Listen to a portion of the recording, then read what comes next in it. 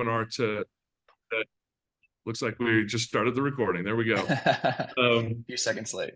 Yeah, no, excited to have Chris McCarthy, a good friend of mine and colleague in the sponsorship software space here. He's as Jesse mentioned, the co-founder and of FanSaves, and has a lot of interesting insights as it relates to digital sponsorship, digital marketing.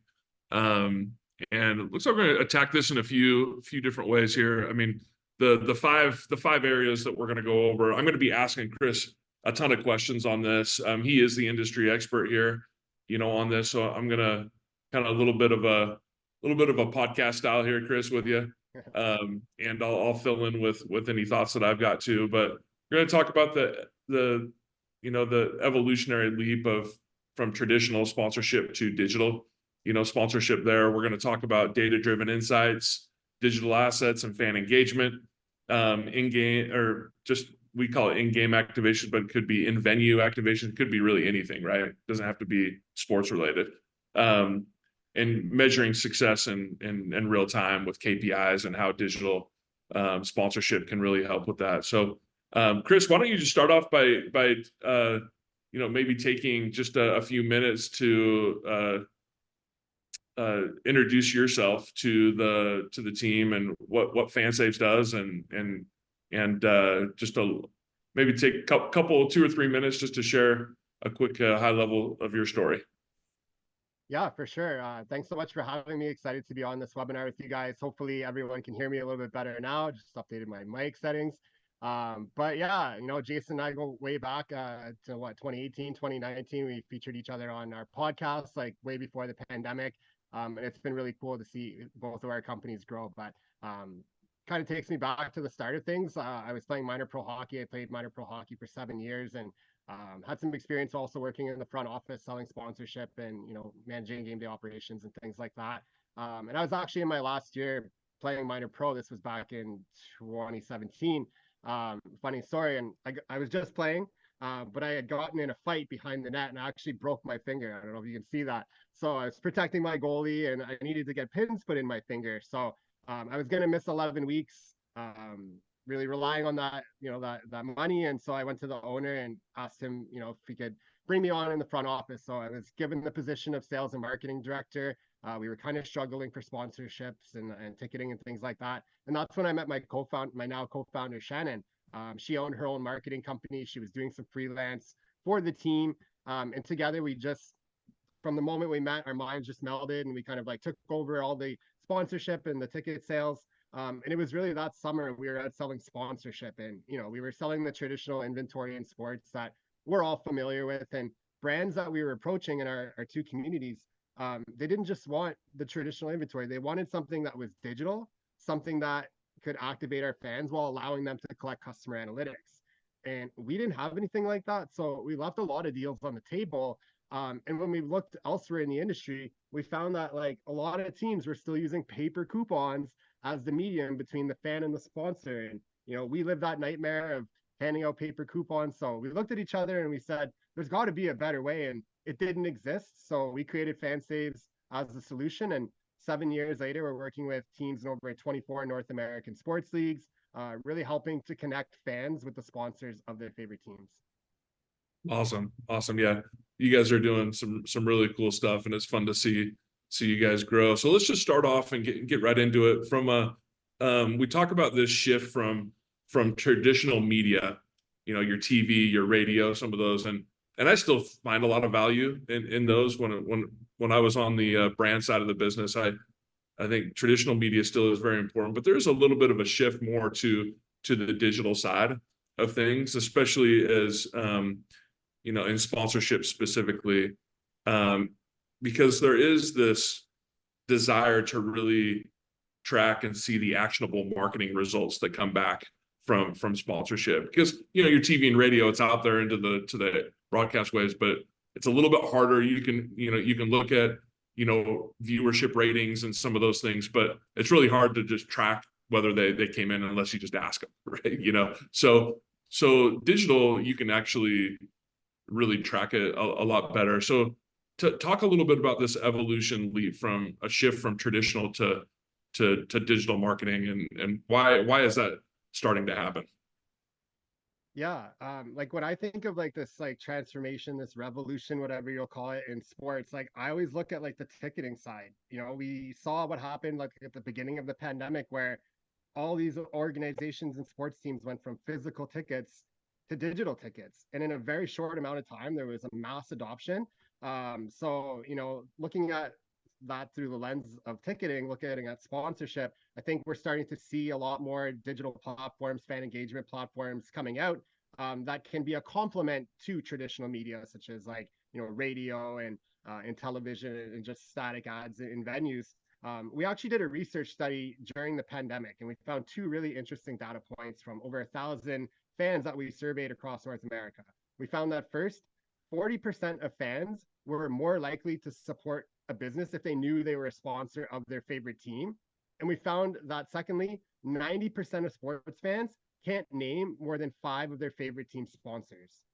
So that's a huge problem. If the fans don't know who the sponsors are outside of the venue, they're much less likely to engage with them. So creating other platforms and other digital elements that can help the fan remember who the sponsors are, right? You leave the venue, think about it. As a sports fan, you leave the venue, you care about who won, lost, was there a fight, that like that touchdown that they scored at the end of the game. It's your emotion that you feel. And when we go to venues these days, we're absolutely saturated by ads. They're coming at us every which way. The scoreboard, it's in the urinal, like in the bathroom, like they're everywhere, right? You can't miss it. So I think like all It these sounds like traditional you mentioned sports, fights a couple times. I think we need to like sponsor the fights.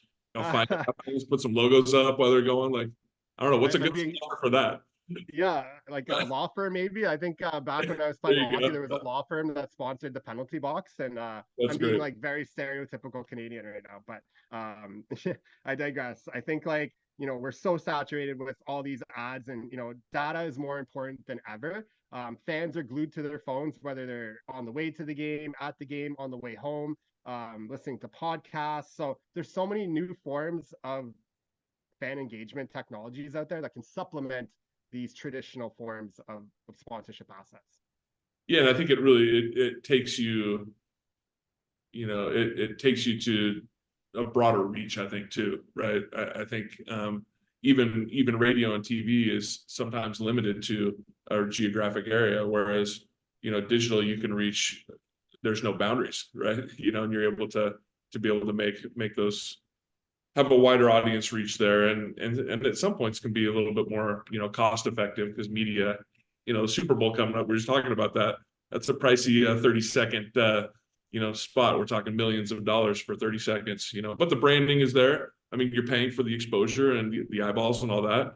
It's you know, just might be worth that. But no, that's great. And so and because sponsorship, you know, is kind of making some of those, we're seeing that transition. You know, what I'm starting to see is you know, sponsorship is a little bit more under the microscope. Typically, like in years past, it was very much like, oh, sponsorship's a branding play.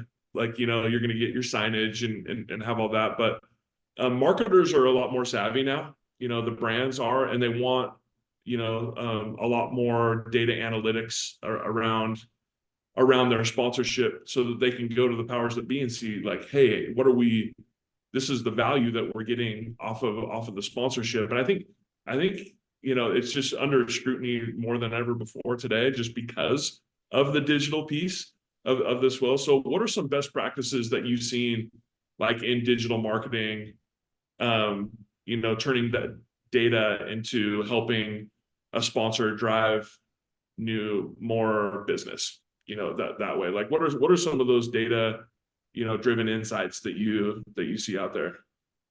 Yeah, I mean, I'll draw from my experience when I was selling sponsorship. I remember two brands very, very vividly: Great Clips in Watertown, New York, and Menchie's Frozen Yogurt in Cornwall. They straight up would not sponsor the team because we did not have a way to show them any fan data or that their part, like the money that they were paying, was coming back into their business because of the partnership.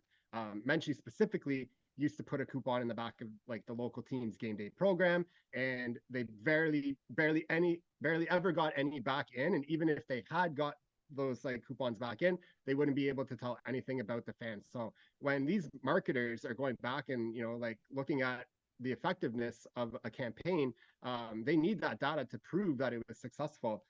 Nowadays, like social media, think of like Facebook, like you can create a campaign, you can target a certain type of demographic, age group, like right down to the detail.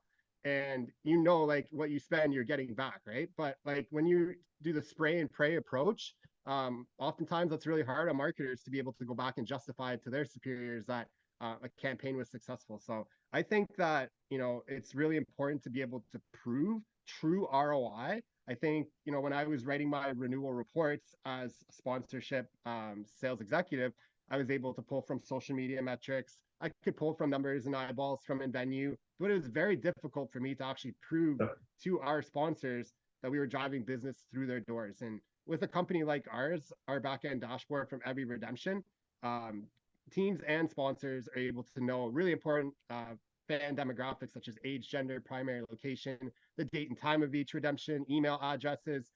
So there's value in knowing like what's coming back in, but also collecting things like email addresses and phone numbers to be able to retarget in the future is also super important these days. And you probably know this better than me, but like what's the best way to get that kind of it? Like we have some people on here that might be like thinking like, okay, that's great to be able to kind of know all that information. How do they get that? Like what are some ways, some media that they can go into to collect a lot of that information? How do they gather it? From a team's perspective or from a brand's perspective? Both. Yeah, we probably have both on here. So yeah, that would be good. Yeah. Like from a team's perspective, there's so many data points within an organization. We're just talking about like a traditional sports team here. You've got like concessions, you've got merchandise, social media, fan engagement platforms, ticketing. So as a team, you've got all these data points that are incoming from within the organization from these different aspects of the business. What do you do with all that data? Like, how do you make sense of that? So there's some really cool platforms out there.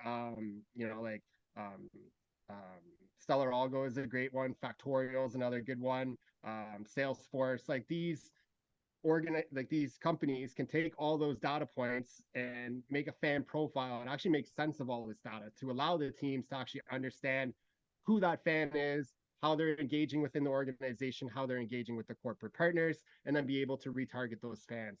For brands, like they really want this data to be able to understand what's coming back into their doors because of their sponsorship. So there's so many really great fan engagement platforms out there that I'm sure we'll get into in just a bit here, but I've written down a bunch of them that I'm a really big fan of that can track data from different points. It really comes down to what the brand is trying to accomplish. Is it trying to reach that fan before the game? Is it trying to reach that fan in game? It could be even trying to reach that fan as they're on their way home. It really depends on the campaign, but being able to track this data and make sense of it is really important. And there's some really cool companies out there that are helping teams and brands be able to measure that success. Zoomp is another one. Give a shout out to Zoomp. They're able to measure like brand promotion on social media, which is really cool. And so, yeah, there's lots of great platforms. Yeah, Trajectory. Alex with Trajectory is a good buddy of mine too. They do a really good job. But yeah, and I think when I sat on the brand side of the business for Mountain America, credit union, that was one of the things that we would focus on a lot is like, okay, how can I take data around, let's just look at, potential like Ticketmaster data or somewhere around like the fans that are coming in and what their buying habits are with an organization that has that data there, whether they have it through Salesforce or Ticketmaster or whatever it is. And then kind of taking the Mountain America data and seeing how we can kind of match that up. And not all properties are willing to do that kind of a thing with you as well too, but being able to match a lot of that data up so that you can see what in our case, we want to see, if we have people that are buying BYU merchandise, for example, right? Through the Mountain America checking accounts and all that, then we know that we could probably serve them some strategic. That lead is a whole lot more valuable, and we can kind of compare the data of the BYU fan that's also spending dollars on buying BYU gear, you know, and all that, and we can match that up. That's a higher value impression point for us, and probably willing more to pay to be able to have access to that, to market to that person, because now we can serve them, you know, our BYU branded, you know, credit card, right? Or whatever it is, you know, to get them to, maybe they don't have a credit card with us, and now we can actually present that to them. They're like, oh, I totally want that. Let's do it.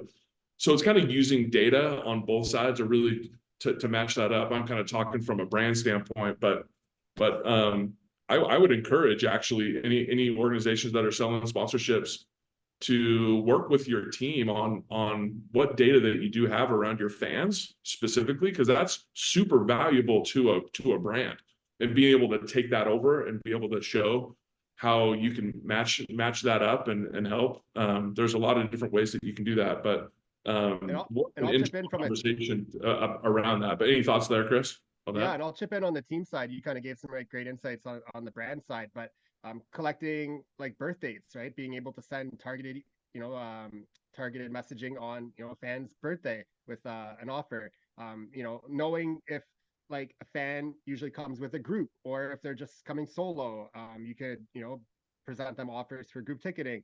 You know, if you find like a fan is engaging with a corporate partner often, you could send them like, you know, a ticketing offer that includes a deal from like that from that sponsor. So there's great companies out there. Fibo is another really good one that does this really well. So, you know, taking like, again, all this information that you know about the fan and being able to like repurpose that information, retarget them based on their habits and, you know, their birthdays and things like that is also really important on the team side.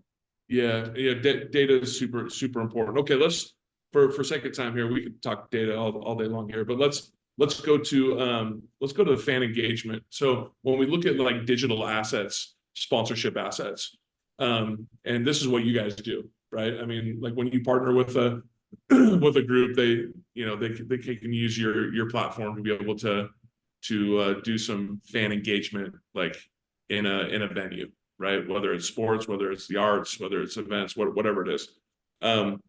So what are the benefits of fan engagement? You know, there, like I actually pulled like a report that 65% of fans said they want some form of content or information at least monthly, you know, during the off season of their favorite sports team, right? For example, right? So like, what's that value and the benefit of fan engagement and digital sponsorship? Yeah, you just touched on something that I think is really important. Teams often like have really high fan engagement during the season, and then that really drops off during the off season, which makes sense. There's less announcements. There's obviously no games being played. Yep. With a platform like ours, we are able to engage fans all year round and not just the length of the season and on game days. So fans can go and they can redeem deals from the partners, not just during the season, but also throughout the off season. So giving the sponsors of that team that full year's worth of promotion, as opposed to just the in season promotion that they have. But there's a lot of really cool technologies out here. I've jotted down a bunch of them, and I want to kind of like go through some of them and kind of just explain like how they're you know, helping these teams engage with their fans throughout the game and beyond. So there's a company out of Canada called Sparks Technologies. They do a lot of like mini games and things like that during the game. So, you know, when you're at a game, I mean, I go to a lot of like sporting events. I'm so blessed to be in this position to do that. And I see people on their phones all the time, you know, like, so we're glued to our phones. Meeting our fans where they are is really important. That's a really cool company that really engages fans throughout the game. FanX is another really great company. I've used them before. Check in to win. So when you get to the game, you check in, you're at the game. They can prove that you're in the building and you're entered into win like a contest or a sweepstakes. Fanify is another really cool one that I like right now. They do like predictive in-game predictions. So they can ask questions and then you answer the question based on what's happening in the game and you can earn points. And the winner at the end wins a prize kind of thing. Flow Code is another really cool one. Enhancing QR codes. Talk about the shift from like traditional to digital. QR codes went away for a while, but now they're back. And they're widely used across professional sports, and Flow Code's doing some really cool things too. Yeah, I feel like COVID resurrected the QR code. It's like COVID happened, and all of a sudden, like QR codes were relevant again. So It's so true. They went away and they came back. It's been funny to see. Um, Augmented reality. Like, there's a lot of really cool examples I could touch on, but you look at like the dasher boards in hockey. They just won a big award recently for that innovation where you know traditionally on boards they've got the sticker of the brand, but now like on broadcast television they're able to change those ads and make it look like they're on the boards, but it's augmented reality. So that's a really cool way that technology is helping engage fans during the game. I don't know if you've seen this, Jason, but the NBA All-Star game, the court is actually going yeah, to be all, I think, LED kind of like lights, kind of like the Sphere in Vegas, where they can put different things on the courts and different brand activations. That's something I've never seen before. I think that's really cool. So I'll be watching the NBA All-Star game to check that out. In football, like we were talking about earlier, Nickelodeon has done some really cool things using augmented reality. So I don't know if you've seen like the slime where if the team scores a touchdown, and I think recently they did like a Toy Story game that was really cool, trying to engage like a different type of audience. So there's some really cool innovation there. And Fan Compass is another company that does sweepstakes contests, and another one is Fanoramas, where you can get a picture taken of you during the best moments of the game, where you're celebrating a goal from your favorite player, and basically you just text in or scan a QR code and you can get those pictures that are taken of you during the game celebrating your favorite moments. So those are just some of the many fan engagement companies that are out there that are helping engage fans through different ways, through different times of the game, and through the different types of the fan experience. But I wanted to mention some of those because yeah. a lot of those were accelerated by the pandemic, just like our companies were. Teams realized that they need to go more digital to meet their fans where they are. And those are some really cool examples that I wanted to share. Yeah, and I think the moral of the story there is there's, I mean, obviously you just listed off a ton of different things there, but fans want that engagement. They just don't want to like sit there and twiddle their thumbs, right? And if you can tie sponsorship to it, even better. And so that engagement, the excitement, the fun that comes along with the dopamine rush that comes to being in there, and the digital piece, really helps with that. So there's that part of it. But at the end of the day, from a sponsorship standpoint, tying sponsors into that fan engagement, you're now collecting the data, which goes back to what we were talking about there. So then you can be able to market again, right? So it's this engagement. It's going to help tie the fans closer to their organization, and then also it provides a sponsorable asset to be able to receive revenue. But then also on top of receiving that, the sponsors can now what I like to call an actionable marketing piece, where they now have, Jason Smith, here's what he likes, all this information about me, so then they can market to me the right way, that way too. So that's awesome. As far as like in venue, Chris, like when we talk about social media, like in venue digital assets versus like social media, how have you seen that kind of tied together, like playing inside the walls of the venue and then having it go outside into like social media, for example? Yeah, a good example I think is like the NHL All-Star game that just happened in Toronto. They brought some big influencers to the game. They included them in the actual game. Justin Bieber with his hundreds of millions of followers, and Tate McRae, another huge celebrity out of Canada, were the captains for the All-Star game. So here's two like social media. I mean, obviously they're both like musical superstars, but they have huge followings on social media. They're influencers as well too. Bringing in that element to it, where you're reaching a new audience. A lot of Gen Z, people that are Gen Z that are like kind of like really engaged with these artists, and follow these people to see them at an All-Star game. And I think also like the NHL All-Star game did a really good job of capturing some like really awesome moments, and like posting those on like platforms like TikTok, right? TikTok has been growing massively for a long time now, and just reaching a new audience. So I think like teams that really lean into platforms like Instagram and creating those Instagram reels and those TikToks are just seeing like their social media skyrocket. While also maintaining those other social media platforms like Twitter and obviously like Facebook. But I think like a consistent approach, not just kind of zeroing in on one social platform, but kind of trying to like have a strong presence across all their social media is really, really important. And another good example is like Gritty in Philadelphia. Like he's become an influencer in himself. And I don't know if you follow him on any of the social platforms, but they've created a whole brand out of a mascot, which I think is just super cool. Yeah, that's awesome. That's awesome. The last thing I want to ask you here before we get into any questions, and I'll just say, if anybody has any questions, feel free to start shooting them over to us, and then we can be ready for them here, if there is any. If anybody's got any questions for myself or Chris. But measuring success through KPIs, like in real time through digital assets, like how do you measure the impact of digital strategies and some of these data-driven decisions, like around this? Like how can you optimize your sponsorship, digital sponsorship assets that way? Like how can you really understand the data in real time that way? And I know that you do this every day, with it. So how should properties be looking at this, and how should brands be looking at this, like on both sides?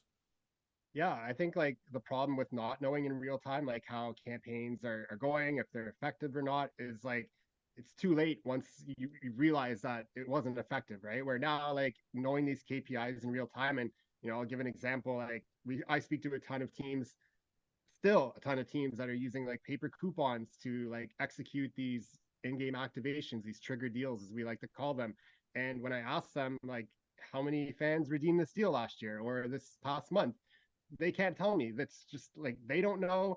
The sponsor doesn't know. Sometimes the sponsor is able to collect, coupons in their till if that's how they're doing their activation, but they don't know anything else about the fan in real time. So like for us, if we're running a trigger deal and it's for whatever free slice of pizza, we notice that like it's not getting a lot of redemptions, we can change that on the fly because we have access to those real-time KPIs, where a lot of like traditional inventory, you kind of need to wait till the end of the year to write that renewal report to understand like how much, how many people have seen it, how many eyeballs, how many impressions, things like that. So just speaking to Fanspace particularly, like we're able to like change on the fly those in-game activations to make them more effective, and that's something that our teams and our brands really love. Awesome. We just had a question come in here, Chris. I want to get your thoughts on it. How does AI influence? It's from Stuart, so thanks, Stuart, for sending that in.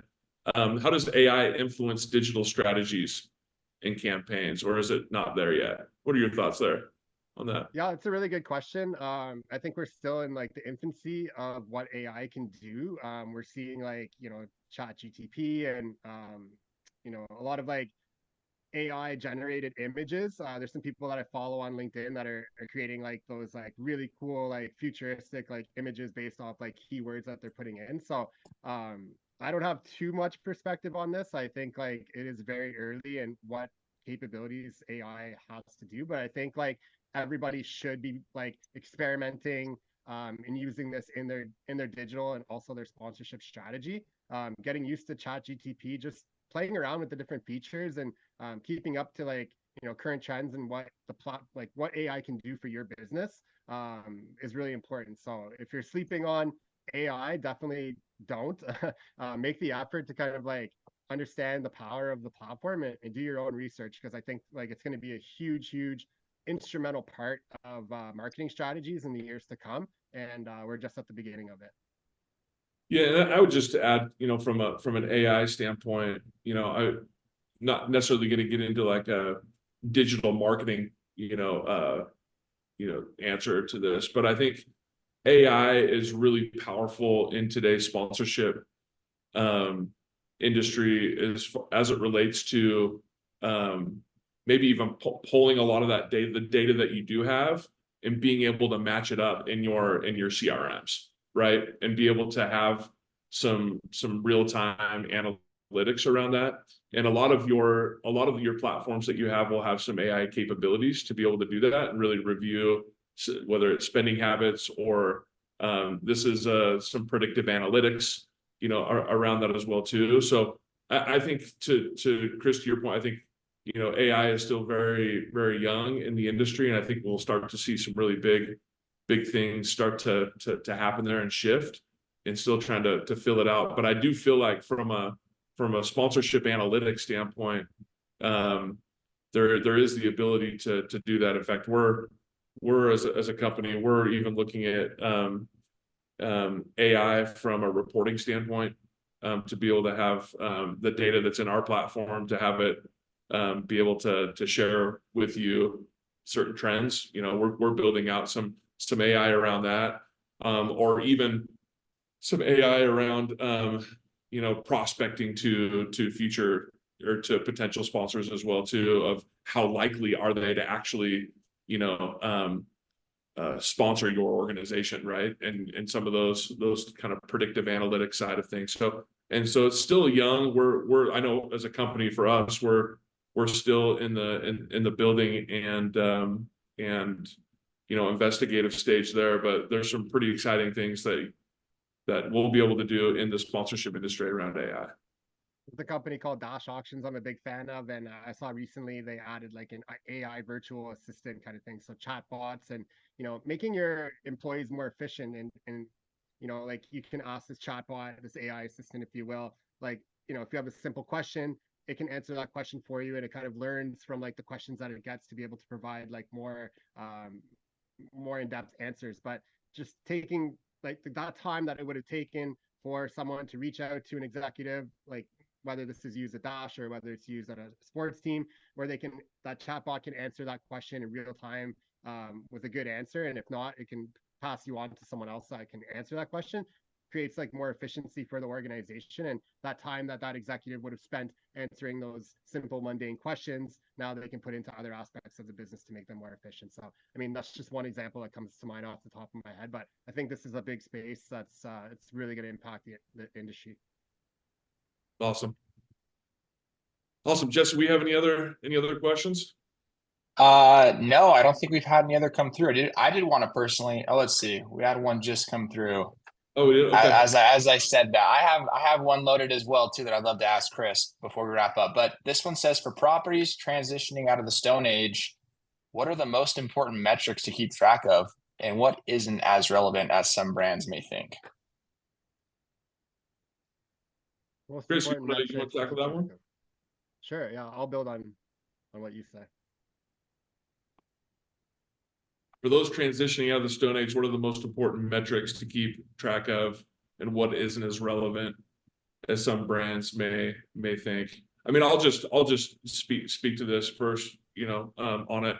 I think I think realizing that you're in the Stone Age is the first step as well, right? Like realizing that you are. I think the thing is to be educated. Step one would be educated on all the potential digital opportunities. Chris has done a great job of outlining a lot of different things here, and we'll share this video if you haven't taken notes already of you know, kind of doing your research on some of the digital platforms that can help you there. But from there, it's really tracking as much data as you can on that specific individual, right? If you can know what their likes are, what you know, what their passions are, and some of those things, that gets really important. Obviously, your just basic contact information is super crucial, like your email and your phone number and name and all of that, right? But that's important. But the key is that you can specifically target them. I'm very in favor of surveying your fan base, all the way down to the specific person. Can you imagine what the value would be if you knew that, you know, John Smith that's sitting in row 2, seat 4, that he's passionate about watches, and that Susie in row 5, seat 12 is extremely passionate about granola bars, right? You know, like just understanding like some of that and really surveying out your fan base, or those who attend your events, whatever your venue is, and those who are coming to interact, you know, with you, like understanding that the value of being able to target that person. If I'm a watch company and I want to target, and I'm looking at sponsoring there, I want to be able to, it would be nice to be able to see the data around what fans, what watches do most fans wear, even in my venue, right? Understanding that, but then understanding, what's my most likely price point of a watch, right? And understanding some of those data points, and that takes really granular research and data. And you can do that through CRMs. You can do that through, Qualtrics and some of those things of surveying your fan base. But really understanding those data points makes it a lot more powerful. Doing that.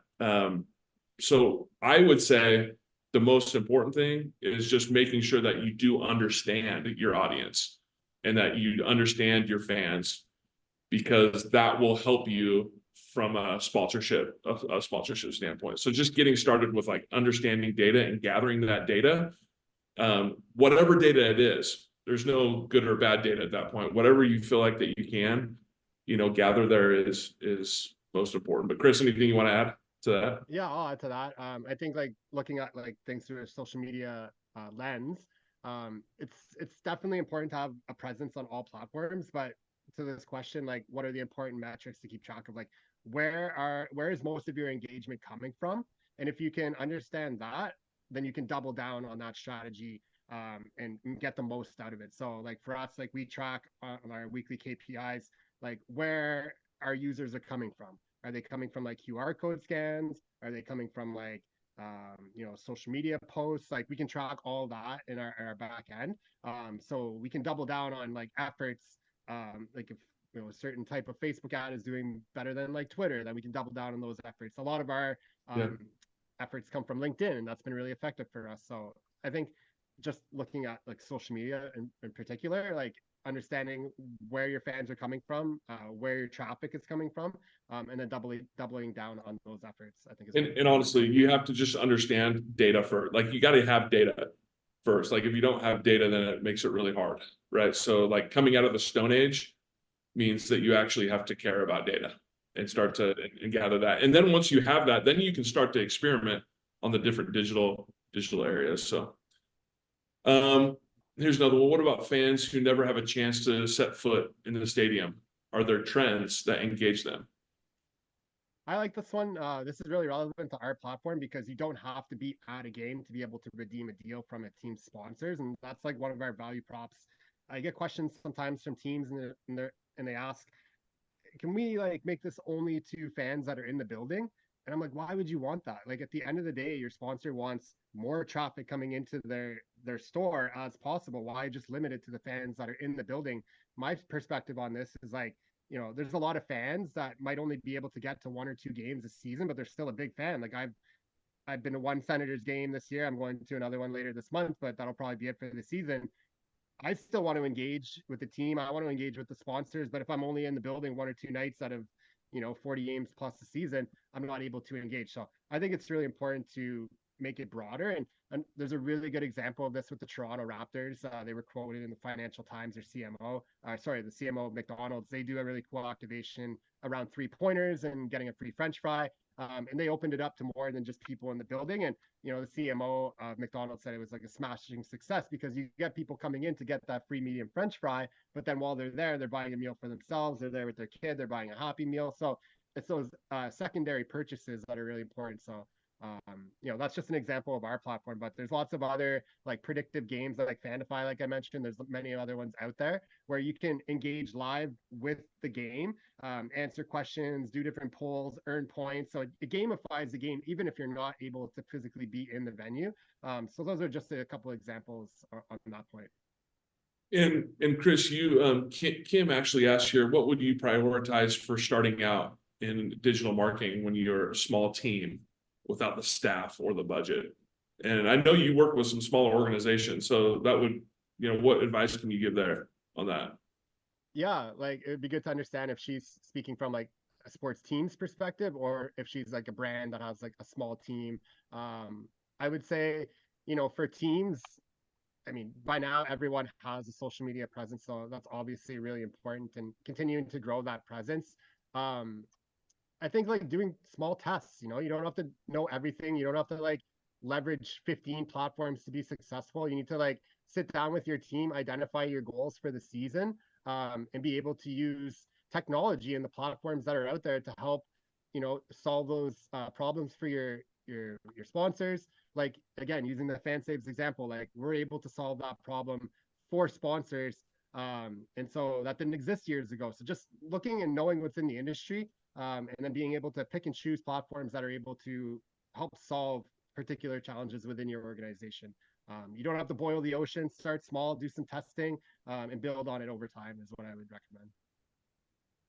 Awesome. And then William's asking, what is the ROI range for your digital offers for teams? I mean, that can really range. I mean, I'll kind of start with that. It can really range depending on what the industry is, you know, with that too. I think one of the best questions to ask at the start of a you know, selling a digital sponsorship asset is, what do you expect this to be like? How do you what is your, how are you going to see this as being successful, right? Like, what do you need to see out of this in order for it to be successful, and understand what their ROI is, because you can't make up what their ROI. That's why I actually like KPI better than ROI.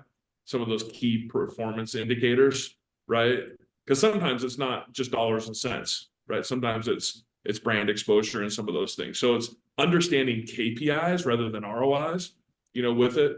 So it's really hard to just say like, oh, it's always this amount of dollars, because it really varies between a can of soda pop versus a piece of furniture, right? So it's just they're totally different. But Chris, you have any thoughts there on that? Just speaking from like our own experience here at FanSaves, like, you know, we usually take like the redemption, we multiply that by the average purchase at like a brand. So if it's a restaurant and their average purchase is like $30 and we have, you know, 100 redemptions, we're able to like multiply that.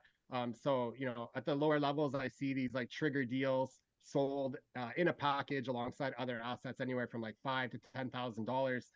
We've got some really great case studies that we've created with both restaurant brands like gas stations that are just absolutely smashing their ROI. So at the end of the year, now the team has a little bit of leverage to kind of go back to that brand and kind of like, you know, get them to boost their spend a little bit, knowing that they're driving so much business into that sponsor's business, right? Like again, going back to paper coupons, like we had no idea at the end of the year, no idea how many paper coupons were redeemed or anything about the fans. So it was harder for us not only to include that in our renewal reports, but try to like get them to spend more, like on what grounds, right? We had no leverage. So I think really understanding like the ROI to these partnerships is really important to be able to go back at the end of the year and kind of like upsell these brands that are already doing these types of promotions. Awesome. Then we have Farhan. I hope I said your name right. Do you see a difference between Canadian versus US fan in terms of engagement? Now, you're in Canada right now. So what do you see a difference between Canadian versus US fans? Or are they're pretty similar?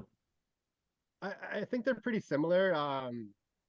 Sports fans are sports fans. I think up here in Canada, we're a little bit slower to adopt the technology, just in general, to the States. A little bit more conservative, at least on the team side of things. But generally, I don't see much difference. Like I could strike up a conversation with a fan in Canada or the US, and it's pretty much the same. But yeah, not too much insights into that. I think it's pretty similar based on my experience. Awesome. And I'm thinking this is my friend Ali Martin with the Coyotes. It seems like fans trend towards following players versus teams. Do you suggest different digital strategies if your team has a notable personality? That's an interesting one. Have you seen anything there, Chris? With Yeah, I'm just trying to digest this question. It's a really good question. You know, we're seeing players build their own brands these days. I think of like Austin Matthews, really strong brand, and you know some of these basketball players have some really cool brands that are attracting a lot of attention. I think it's smart for teams to kind of like leverage those like personal brands as well too, and for actual sponsors to get involved with athletes. We're also seeing the rise of like the athlete investor. So there's a lot happening in that space right now that's really exciting.